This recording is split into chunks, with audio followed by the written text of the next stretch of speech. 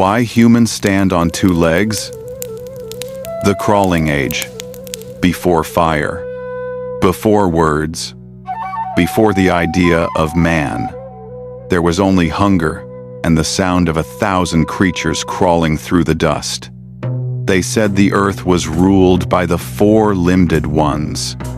Those who touched the ground with every breath, who feared the sky and worshipped the dirt. Among them lived a small tribe, weak, slow, nameless.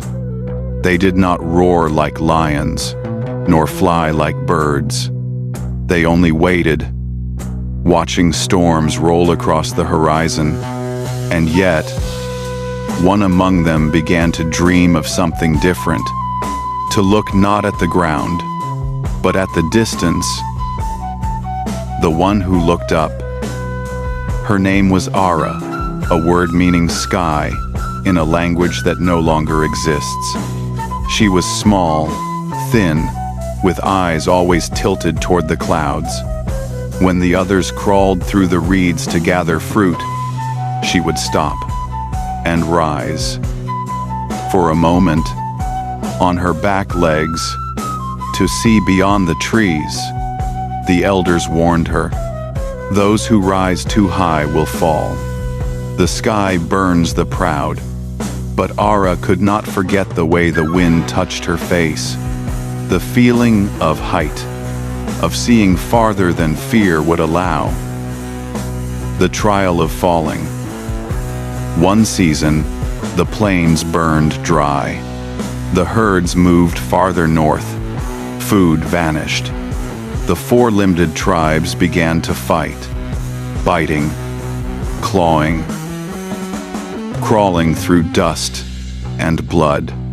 Ara's tribe followed the scent of smoke, believing lightning had struck prey.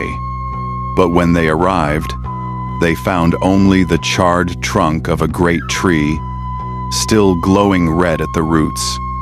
It was there Ara stood tall again, not to see prey, but to see light. Her body shook. The others screamed. They thought she had gone mad.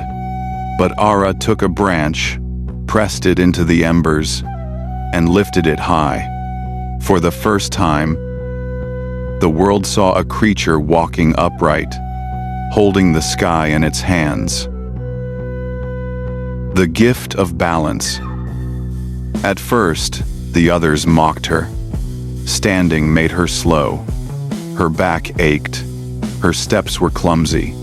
But she could see farther over grass, over beasts.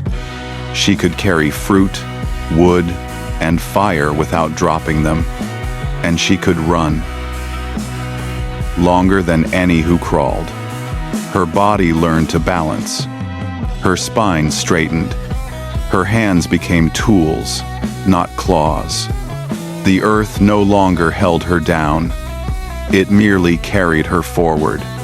The tribe began to imitate, and with every generation, their gaze lifted higher.